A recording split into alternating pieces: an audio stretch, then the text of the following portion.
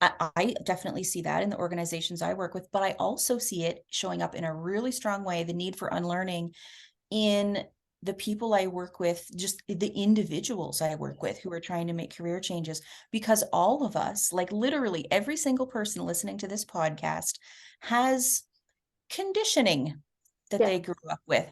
They've had influences that impact how they think, their beliefs, their thought patterns, some of their habits. And it's interesting, unless we look at that stuff, that's just constantly running in the background, influencing our decision making, influencing how we behave in life, the choices that we make. And until you start to notice what your conditioning is, and then actively choose which pieces are working for you and which pieces maybe aren't working for you, and Yeah. choosing which pieces you want to unlearn a little bit, it's very hard to move forward in a significant way. Unlearning is hugely important.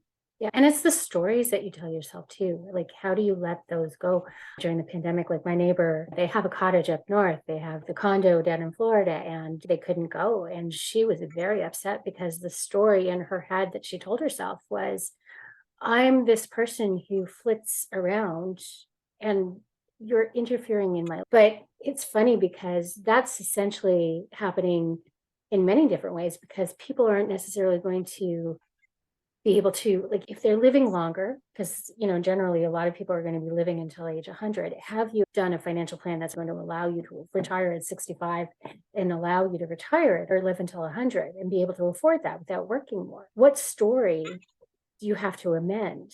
And how do you reframe that for yourself and for everybody else in your life too? Because sometimes it's the story that your loved ones have about who you are and what you do that can be limiting as well too. I've found that. That's true. And you've given a beautiful example there. And professional work career context, here's what I think. And I bet you're going to be on board with this. I think you and I are on the same track here. I think the future of professional development is personal development. Yes. Yes. Talk What a lot about personalization. the work that I do with people, you could say what I do is I offer personal development for people's careers. That's Yeah. ultimately what I'm doing. And I think we're in an age now where more and more we are realizing that our internal stories, our emotions, our mental patterns have a massive impact on how we experience life.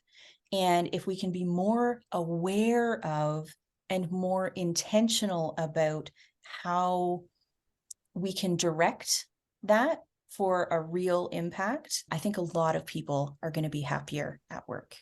Oh, very much. And I think that's something that organizations really have to get on board with because you think about even how consumers really operate their own lives, right? Like you've got Netflix, you customize what you watch, you um, have like feeds and algorithms that you personalize and customize, right? Like people have had, when did the first iPhone come out? In 2006, 2007? We've had over 10 years worth of personalization. Why wouldn't we expand that and then apply that to our lives? That autonomy, the mastery and the purpose, that's intrinsic motivation, right? You're supercharging both your personal career and your organization if you empower that. Absolutely. And when people are in alignment with that, they feel better. And that's only good for organizations. Exactly, that's right. Job crafting is something that I did another podcast on with a specialist in that as well too. And that helps with workload too, because how is your job description, your daily task really tying into what the organization is trying to achieve? And if you can let go the extra tasks that have built up that really don't tie to performance anywhere, but people have gotten used to, it's a default. You let that all go, you're going to supercharge and customize the work and personalize it.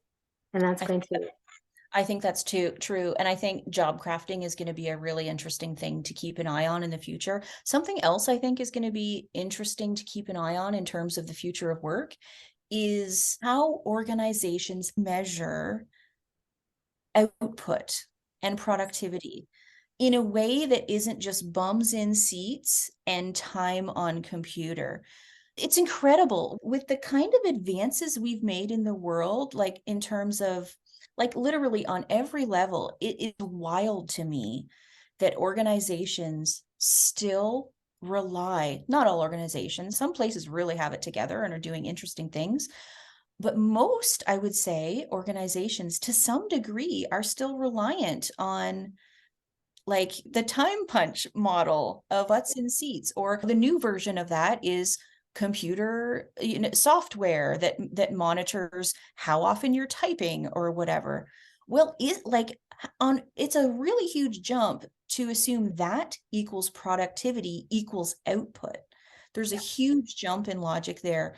And that is not my code to crack, but I will be fascinated to see what comes up in the following years around new ways for organizations to measure real output and real outcomes in organizations. And I struggle to even use the word productivity because Yes. productivity for long has been explicitly tied to time.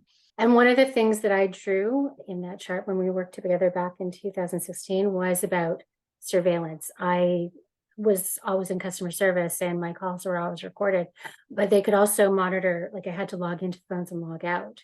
So they Yeah. knew when I showed up and they knew when I left. And they knew how long I'd been logged in and how many calls I actively took. And when technology started to change back then, they started being able to pick up like specific phone numbers, and I started getting interrogated about why I'd made specific calls to specific numbers.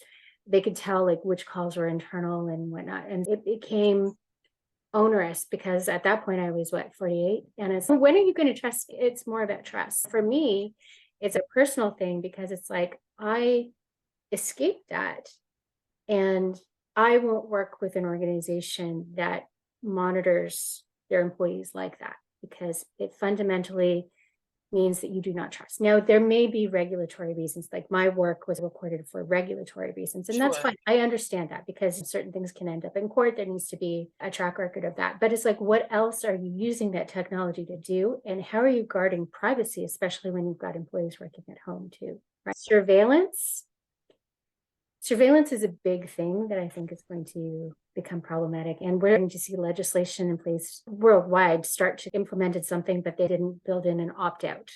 I went after the Minister of Labor for that. I'm like, great, but you need this. And they haven't responded, but I tried. Nola, I'm really glad you bring up this issue of trust because it is an issue that comes up with many of my clients. And it's often one of the primary reasons why people feel like they have to get out of their current career or job is because whether it's because of surveillance or because of micromanagement,